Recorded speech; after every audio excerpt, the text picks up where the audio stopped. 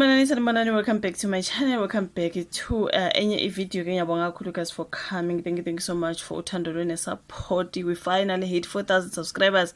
Ngiyabonga kakhulu you guys. So mangaba subscribe, please do subscribe.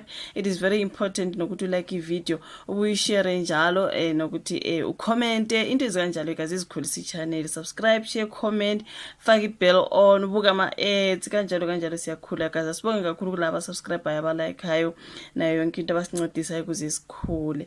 So yeah guys, kule video ke ngizothanda ngikhulume ngalo mculi ke ongasekhoyo ukuthi uMapaputsi. I think abaningi ke bayamazi kakhulu guys. Igama lakhe ngempela kuthiwa uSandile, I think so. Sandile Ngema you guys, ubedume ngegama likaMapaputsi ke kwabika ukuthi usedlulile emhlabeni.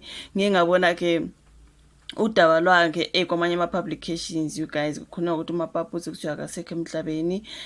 Abamazi kakhulu wakwaduma ngengoma ilana ethi Izinja, yazi ikhathi ezabo TKZ into kanjalo Zola 7 aboMapaputsi, you know you guys, all those guys ne. So I'm sure akade bengabalandeli nabade bengabethanda uMapaputsi, they honestly know him very well. So ke you guys, kuthiwa ke ezimbi ngezithi zona akasekho ke emhlabeni, uye wagula usedlulile emhlabeni, may his soul rest in peace. So ke kuthi umculo kweKwaito ke uye wazakhela udumo laphana ke ngengoma eyashisa ikhothe ethi Izinja. uSandile Ngema ubedume ngelikaMapaputsi kudlulile emhlabeni eseThekwini ngolwesine ebusuku ke. uSanza ke ongomunye wabaculi ke nomproducer nowasebenza kakhulu noMapaputsi uthe bamatasa ke kumanje ngezinhlelo ke umzimba wakhe you guys walomculi ke ukuze uyise eZola something like that ngase-Gauteng. So kuneyithombe zakhe lapha abazifakile for those mhlambe abade bengasamazi abakhumbulayo. Njengamanje ke engaqinisekisa ke kusho ke lo bhuti ukuthi engaqinisekisa ukuthi useshonile, ngenxa yokuthi ke nginomndeni wakhe njengamanje ke kukhona esakulungisa. Ngizocela ukuthi ubuye ungithinte agisi ubefonelwa ke wathi ngizacela ukuthi ubuye ungithinte ke ngizokwazi ukukuchazela konke. Ngibona kuzoba ngathi ke angihloniphi kumndeni mangabe ngikhulume angihloniphi umndeni ukuthi ngikhulume singaphothulile zonke izinhlelo. So kuningi okusamele kwenziwe ke laphana mayesho ukuze ke ayiswe ke ekhaya njengoba ke ethulele eThekwini kwasho ke yena lo Sanza. So uMapaputsi kuthiwa ke ubesenonyaka engaphilile futhi isimo sakhe besiloko siba sibi ngazo zonke izinsuku. So kuthiwa kulonyaka kuye kwaba namaciko kade ezama ukuthi ukuhlanganisa ukuze kusize uMapaputsi kodwa umndeni wakhe wasucela ukuthi unikeze isikhathi babhekane nesimo sempilo yakhe ngaphandle kokuthi kusatshalaliswe ke ezindabeni ukuthi uyagula. So bengafuna udaba lokugula kwakhe lusabalaliswe bathi bazoyihenglisha ngezindlela le ndaba. Lokho kwenza kwabanzima ke ukuthi asizakale ngoba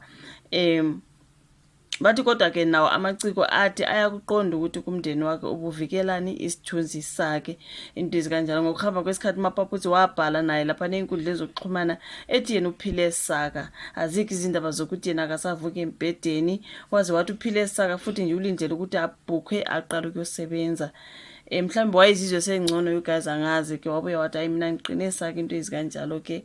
So ke babezobuye bathini uMapaputsi ke ungomunye lapha nawamavula ndlela ke emculweni iKwaito owayebambe ke noZola 7 nabo TKZ oChiscope ke nabanye mangabe usacabanga. Iculo lakhe lithi Izinja ke ilona ke lapha elango 2001 elaphenduka iculo lesizwe futhi waze wawina ngalezi ndondo ezimbili kuma Metro F Awards ethatha indondo ye-Best Kwaito Artist nenye futhi eye-Best Kwaito Song ngo-2002.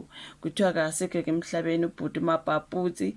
You guys should babhizi lapha ngenhlelo ke zokuthi ke abekwe you guys, agcinwe ke ayophumula endlini yakhe yokugcina. Angazi ke you guys lona udaba elibona ngobhuti uMapaputsi ngiyalibona nangale ke kaZimoja kwasho ukuthi I prefer ukuthi ngingayi ngalo. I think ngibone balibhalile kabili naka Facebook into ezikanjalo. Okwamanje besithi bese ngithe awuthi ke ngikhulume ngakho you guys, sidlulise ke ubhuti esimazi kakhulu uMapaputsi uSandile kaNgema, his real name. Sengathi umoya wakho ungalala ngokuthula. Thank you so much ke ukuthi mameli video, ulike, usubscribe, ushare ke siphinde sibonane njalo kwenye elandelayo. Bye.